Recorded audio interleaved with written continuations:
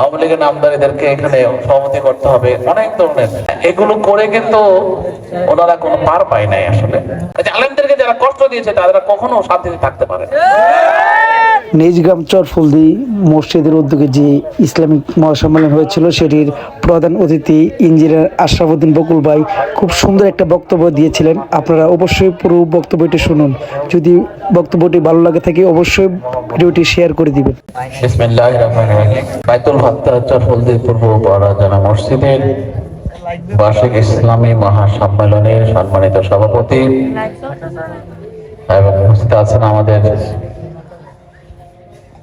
বন্ধুগণ, সবাই আমাদের বন্ধু। আজকে যারা এখানে কথা বলতেছে আমরা একসাথে পড়াশোনা করছি, এবং উপস্থিত আমাদের ওলামায়ে কেরাম, প্রধান বক্তা এবং আপনারা যারা শুনছেন, মা বোনেরা যারা পর্দার আড়াল থেকে শুনছেন, আসসালামু আলাইকুম রহমতুল্লাহি ওয়া বারাকাতুহু। আসলে একটা সময় গিয়েছে যে আমরা 17 বছরে 15.5 বছর আমরা দেখেছি যে আমরা ওয়াজ মাহফিলে আসতে পারতাম না।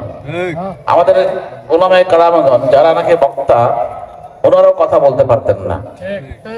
একটা সময় দেখা গেছে যে এখানে কে সভাপতি হবে, কোন ধরনের বক্তা আসবে, অনেক কিছু আওয়ামী লীগের নামদারিদেরকে এখানে সভাপতি করতে হবে, অনেক ধরনের নক্তা জড়িয়ে দিত।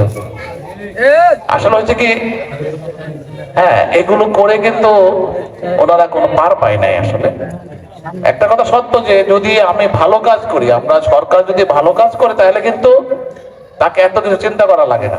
আমি আসলে কিন্তু ওয়াজ শুনতে আসি, যদিও আমার সারাদিন ঘোরার পরে কয়েকটা ওয়াজে যাওয়া হয় মাগরিবের পরে, কিন্তু আমি যেখানে যাই সেখানে 10 মিনিট একটু শুনতে চাই, কারণ আমিও তো একটু সোয়াবের ভাগী হতে চাই, তাই না? আমি আপনাদের সাথে একটু শরীক হতে চাই। এই আলেমদেরকে যারা ধরে নিয়ে গিয়ে অ্যারেস্ট করে এই জেলখানায় ঢুকিয়েছিল, তারা কিভাবে বেঁচে থাকবে পৃথিবীর বুকে? থাকতে পারে না। আলেমদেরকে যারা কষ্ট দিয়েছে তারা কখনো শান্তিতে থাকতে পারে না। আজকে যারা মায়া কান্না করে তাদেরকে আমি এতটুকু বলবো যে আমি দেখেছি যখন যে কোমরে ডান্ডা বেঁধে লাইনে দৌড়াইয়া ওনাদেরকে জেলখানা ঢোকাইতো, ওই আদালতে তুলতো, এবং অনেক বক্তা। আসলে ব্যাপার হচ্ছে কি, একটা কথা হলো যে সরকার ভুল করেছে, অন্যায় করেছে, এর বিরুদ্ধে কথা বলার জন্য তো কিছু গার্জিয়ান লাগে, তাই না? আমি যদি ভুল করি আমার বাবা বলবে, না হলে আমার সমাজ থেকে বলবে, না হলে অনেক আলেম বলবে।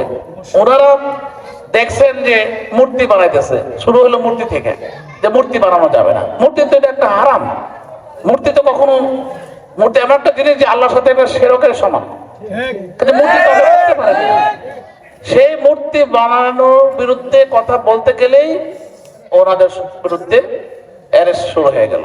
এই যে একটা অবস্থা, মানুষের অধপতন যদি আসে, কিন্তু আসে কতগুলো অপকর্ম দিয়ে অধপতন আসে। এই অধপতন সে একটা নিজেই ডেকে নিয়ে এসেছিল।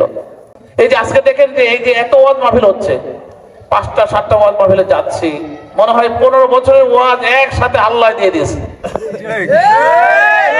কিন্তু কোথাও তো কোনো অঘটন ঘটছে না, কোথাও তো কোনো খারাপ কথা হচ্ছে না। তাহলে সমস্যাটা কি ছিল তখন?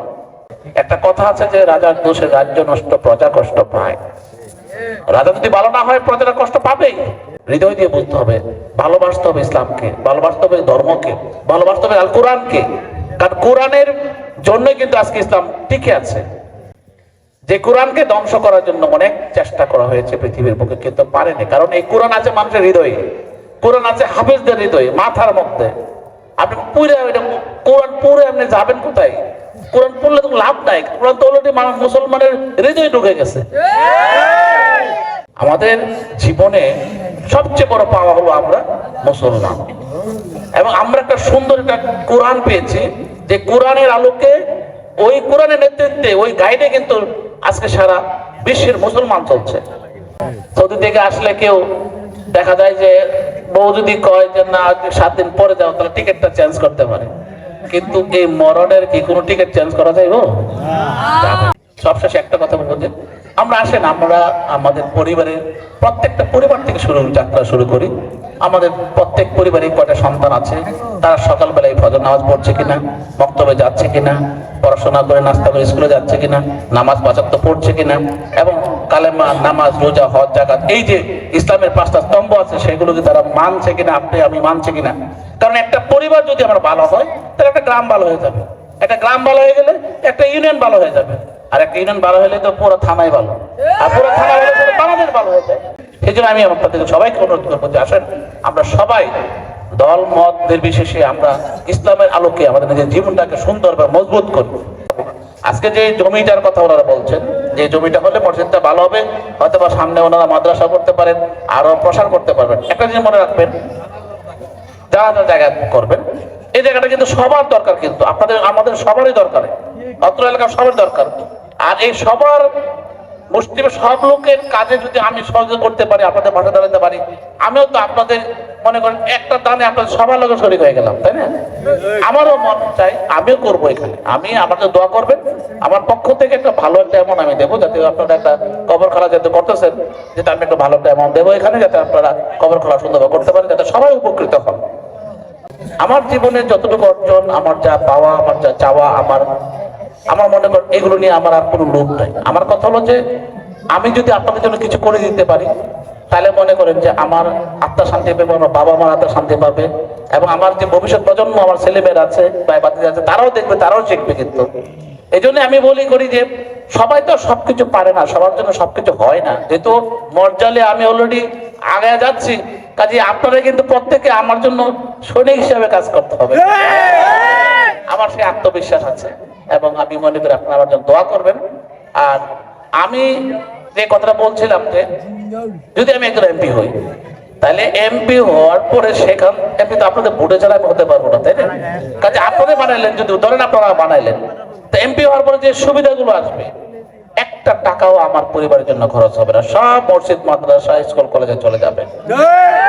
আমি খরচ করব, আমি নিজে নেব না। এমনকি আমি এমন বলেছি যে গাড়িটা বিদেশ থেকে আমদানি করে নিয়ে আসবে ট্যাক্স ফ্রি হিসাবে, ওই যে ট্যাক্সটা ফ্রি হলো ওইটাও আমি মসজিদ, মাদ্রাসায় দিয়ে দেবো।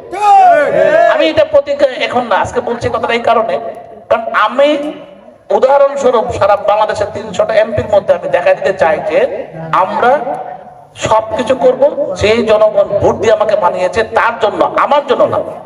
আপনারা তো আমাকে সম্মান দিচ্ছেনই, আমার যদি পাস করান তাহলে আমার একটা সম্মান হবে না? আমার সম্মানে আপনারা সম্মানিত হবেন, তাই না? এই জন্য আপনারা মন খুলে, আমি ভালো হলে ভালো বলবেন, খারাপ হলে আমাকে বলবেন যে তুমি এই কাজটা ভুল করেছো, বা ওনার এটা খারাপ, আমি এটা সংশোধন করার চেষ্টা করবো। কিন্তু আমি মনে করি যে আপনারা সবচেয়ে বেশি দাবিদার আমার কাছে, কাজে আপনারা আমার জন্য দোয়া করবেন, এবং আপনারা আমাদের কাজও করবেন, এবং আপনারা ছড়ায় পড়বেন আশপাশে ইউনিয়নগুলিতে।